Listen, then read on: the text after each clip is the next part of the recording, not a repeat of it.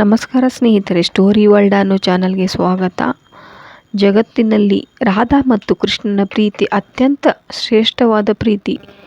ಈ ಜಗತ್ತಿನಲ್ಲಿ ಅತ್ಯಂತ ಶ್ರೇಷ್ಠವಾದ ಪ್ರೀತಿ ಅಂದರೆ ರಾಧಾಕೃಷ್ಣವರ ಪ್ರೀತಿ. ಅವರ ಮುಂದೆ ಯಾರ ಪ್ರೀತಿಯೂ ಯಾವ ಲೆಕ್ಕಕ್ಕಿಲ್ಲ. ಆದರೆ ಅವರಿಬ್ಬರು ಏಕೆ ಮದುವೆಯಾಗಲಿಲ್ಲ ಎಂದು ಈ ವಿಡಿಯೋದಲ್ಲಿ ಹೇಳುತ್ತೇನೆ, ಕೇಳಿರಿ. ಇಂದಿಗೂ ಪವಿತ್ರ ಪ್ರೀತಿ ಉತ್ತಮ ಉದಾಹರಣೆಯಂತಿದ್ದರೆ ಅದು ಕೇವಲ ರಾಧಾಕೃಷ್ಣನ ಪ್ರೀತಿ ಮಾತ್ರ. ನಾವು ಯಾವಾಗಲೂ ಜನ್ಮಾಷ್ಟಮಿಯನ್ನು ಆಚರಿಸುತ್ತೇವೆ. ಆದರೆ ರಾಧಾ ಮತ್ತು ಕೃಷ್ಣನು ಹೇಗೆ ಭೇಟಿಯಾದರು ಎಂದು ತಿಳಿಯಲು ನೀವು ಎಂದಾದರೂ ಪ್ರಯತ್ನಿಸಿದ್ದೀರಾ? ಶ್ರೀಕೃಷ್ಣನಿಲ್ಲದೆ ರಾಧೆಯು ಅಪೂರ್ಣಳು ಮತ್ತು ರಾಧೆ ಇಲ್ಲದೆ ಕೃಷ್ಣನು ಅಪೂರ್ಣನು ಎಂದು ಒಂದು ಮಾತನ್ನು ನಾವು ಕೃಷ್ಣನ ಕಥೆಯನ್ನು ಕೇಳುವಾಗ, ಓದುವಾಗ ಕೇಳಿರುತ್ತೇವೆ. ಆದರೆ ಈ ಇಬ್ಬರು ಒಬ್ಬರಿಗೊಬ್ಬರು ಇಲ್ಲದೆ ಅಪೂರ್ಣವಾಗಿರುವಾಗ ಅವರು ಏಕೆ ಮದುವೆಯಾಗಲಿಲ್ಲ ಎಂದು ತಿಳಿಯಲು ನಾವು ಎಂದಾದರೂ ಪ್ರಯತ್ನವೇ ಪಟ್ಟಿಲ್ಲ.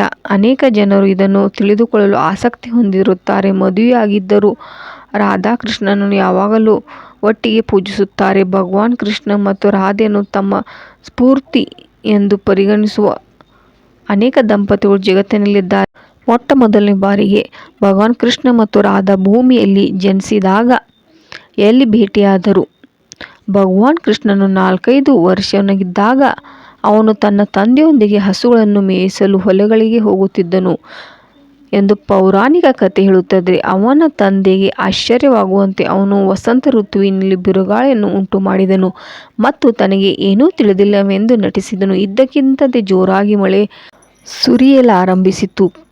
ಕೃಷ್ಣ ಅಳಲು ಪ್ರಾರಂಭಿಸಿದನು.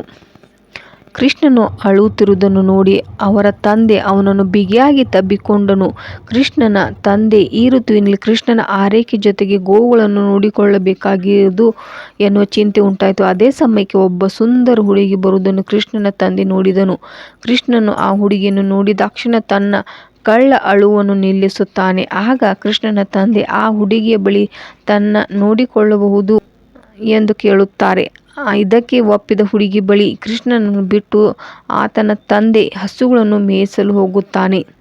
ಶ್ರೀಕೃಷ್ಣ ಮತ್ತು ಹುಡುಗಿ ಒಬ್ಬರೇ ಇದ್ದಾಗ ಕೃಷ್ಣನು ಯುವತಿಯ ಮುಂದೆ ಕಿತ್ತಳೆ ಬಣ್ಣದ ವಸ್ತ್ರವನ್ನು ಧರಿಸಿ ತಲೆಯ ಮೇಲೆ ನವಿಲುಗಿರಿ ನೀಲಿ ಬಣ್ಣದ ಮೈ ಕಾಂತಿ ಮತ್ತು ಕೈಯಲ್ಲಿ ಕೊಳನ್ನು ಹಿಡಿದುಕೊಂಡು ಕಾಣಿಸಿಕೊಂಡನು. ಹುಡುಗಿಯನ್ನು ಕುರಿತು ಕೃಷ್ಣನನ್ನು ನಾವಿಬ್ಬರು ಸ್ವರ್ಗದಲ್ಲಿದ್ದಿರುವುದು ನಿನಗೆ ನೆನಪಾಗುತ್ತಿದೆ ಎಂದು ಹೇಳಿದನು. ಆಗ ಆ ಹುಡುಗಿಯು ತಾನು ರಾಧೆ ಎಂಬುದು ಅರಿವಾಯಿತು. ಹೀಗೆ ಶ್ರೀಕೃಷ್ಣ ಮತ್ತು ರಾಧೆ ಮೊದಲ ಬಾರಿಗೆ ಭೂಮಿ ಮೇಲೆ ಭೇಟಿಯಾದರು. ಈ ವಿಡಿಯೋ ನಿಮಗೆ ಇಷ್ಟವಾಗಿದ್ದಲ್ಲಿ ಲೈಕ್ ಮಾಡಿ, ಶೇರ್ ಮಾಡಿ ಮತ್ತು ಸಬ್ಸ್ಕ್ರೈಬ್ ಮಾಡಿ.